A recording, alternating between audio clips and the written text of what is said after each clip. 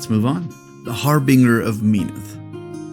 In late 603 AR, 3 Scrutators and a score of Knights Exemplar arrived in a small village just north of the ancient Icthyr to escort a teenage girl to Immer. Calling herself the Harbinger of Menoth, she said the Creator had come to her in a vision and declared her too holy to touch the earth, and she had floated above it ever since. As the Harbinger traveled to Immer, word spread and whole communities emptied as the faithful followed her. At sunset, the Viscos assembled in the sovereign temple of the one true faith and faced the young woman floating in a blood-red sunlight. She described her vision and the voice that filled her. She singled out individual Viscos by name, speaking of things they hid even from each other. Finally, she turned to the Hierarch Garrick Voyle and smiled just as the great sand clock struck the 10th hour of her trials. The Hierarch pointed to the floor where her shadow lay unchanged by all that time.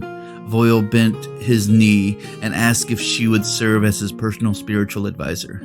The years that followed reinforced the fact that the Harbinger is a direct conduit of Menoth, as countless miracles have transpired in her presence.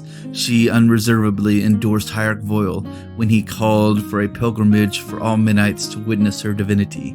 The appearance of the Harbinger is heralded as the single greatest religious event in Western Emorn since the discovery of the canon of the true law.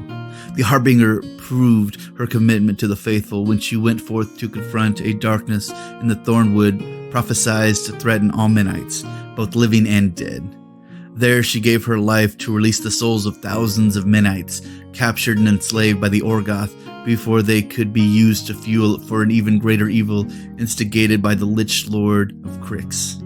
All the Protectorate mourned when her body was returned to Immer, and hundreds of thousands witnessed the miracle of her resurrection. Menoth's message was clear. The Harbinger had not yet fulfilled her divine destiny on Caen. When Voyle prepared to lead the crusade into Caspia itself, the Harbinger reminded him of Solon's final prophecy. Doom would befall any hierarch who entered Caspia before the divided city was made whole. Voyle ignored her warning, and she silently accompanied him into what he believed would be his moment of triumph. Hours later, Voyle stood at the edge of total victory in Caspia when hubris overwhelmed his devotion to the lawgiver, leading to his death. Recovering her from her own wounds received in the conflict, the Harbinger saw Hierarch Voyle buried with full state honors and decreed Severus his replacement, ensuring a smooth transition. Following the onset of the Great Crusade, the Harbinger journeyed north to join the new Hierarch and renew his efforts to reach the faithful in enemy lands. There she proved her willingness to personally wade into battle, where she is immeasurably powerful and possesses the ability not only to command warjacks, but also to decimate whole companies of men with divine magic and her unnerving sword, Providence. Infused with the glory of Menoth, she is a beacon to the devotion that has reinvigorated all Menites who have beheld her. With the Harbinger leading the way, the crusade continues to storm across Western Emorn, uniting the faithful while releasing the wrath of the lawgiver on those who defy Menoth. Yes, the Harbinger of Menoth, she never touches the ground, literally has guys around her with chains trying to hold her in place so she doesn't, ascend, basically. Well, I don't think she's going to ascend, but she definitely floats around pretty interestingly, and her sword never misses. I don't think that has anything to do with her martial prowess, but yeah, her sword just automatically hits anybody she's trying to hit, which is very terrifying, especially since her sword is a POW 12 magic type weapon, and yeah, if you never have to roll an attack, that is just awful. Also, word on the street, because we're not sure how Voyle died, we just assume that, he was killed by Signarans, but there might be conflicting reports because the Harbinger was there too, and with a sword that never misses and her giving him the warning, hey, don't try to attack Caspia. Yeah, she may or may not have had something to do with his downfall, but the world may never know what happened exactly, so we'll move on from there. But let's see what this Ascended Being's Mark 3 to Mark 4 changes were, because she is a powerhouse of a warcaster, even compared to Severus himself. She is, better. Well, as far as magic goes, but let's read over it. Alrighty, well, as far as her stat line goes, she's still speed 6, still a magic 10, which is insane, although her control area was nerfed down to 16, which is still pretty dang good. Her mat is 3, although that really doesn't matter since, she automatically hits anything with her sword thanks to its ability. She's still a defense 14, still an arm 14. And her abilities are basically the same, although she lost one that she gained a spell for later, but we'll read on that in a sec. But she has Divinity. This model cannot be knocked down and never suffers blind, which is awesome. But then she also has Martyrdom. So when a friendly faction non-leader warrior model within 10 inches of her is disabled, she suffers a D3 damage roll to remove 1 damage roll or 1 damage point from that disabled model, so she keeps them alive. This is actually a little bit better than her original Martyrdom, which was D3 plus 1. Now it's just a straight D3, so you don't have to worry about her getting dinged with 4 points. Her sword Providence is still guided, so it automatically hits anything. Its attack rolls automatically hit. It is still a range 1 pound 12 magic weapon, so that's great. Her feat, she still has a Godhead. Still works basically the same. Enemy models advancing while within 10 of her, if they end their movement closer to her than they began, they automatically suffer a POW 14 fire damage roll, which is awful.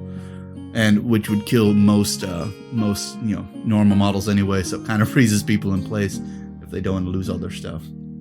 One of her big spells she actually lost in the Mark III to Mark IV changes is Cataclysm, which was the spell that reduced the damage by 1 for every full inch between her and the target. So unfortunately that has been removed. She still has Crusader's Call, so she still gives friendly faction models +2 movement while within her control range with that spell. She still has Guided Hand, so a target friendly faction model / unit gain additional damage die or an additional attack die to each of their attacks this turn. She was given the spell Enfeeble in Mark IV because since they removed her Awe from Mark III, which gave every enemy model a -2 to their attack roll while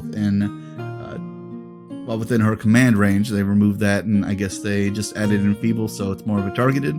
But Enfeeble is a little bit better because it's a -2 to the attack and -2 to the damage roll, so that's a little bit better, and it's upkeepable. Always nice to have an upkeepable nerf spell for the enemies, especially since there's not really any way to get those off. Looks like she was given the spell Obliteration. I guess maybe that's just so she can have a damage doing spell since Cataclysm was removed. But Obliteration is a range 10, AoE 3, 15, 8, and at a cost of 4 to a Warcaster who has 10 focus, that's really not that much of a ding to them. And on critical hits, all the models are knocked out. And then they removed Rebuke, so she no longer gets the Rebuke spell. I think Severus was the same one who also had his Rebuke removed as well. His Rebuke was rebuked. And then she still has Purification, so continuous effects, Anima, and upkeep spells in the spellcaster's control range are immediately expired, so she can really control the field real well with all these spells. And yeah, is she as good of a melee as Severus with his spells? I don't think so. Although being able to just hit anything that you're trying to hit, that's not bad, but she is mostly board control type of a Warcaster, so she's still very dangerous, and she still controls the enemies real well, especially her feat, stopping everybody in its tracks, unless they want to lose entire units of men. And even Mana War being hit with a POW 14 fire damage roll from that feat would be very hurting on that one. So, and it's unboostable, so the small things count on that one.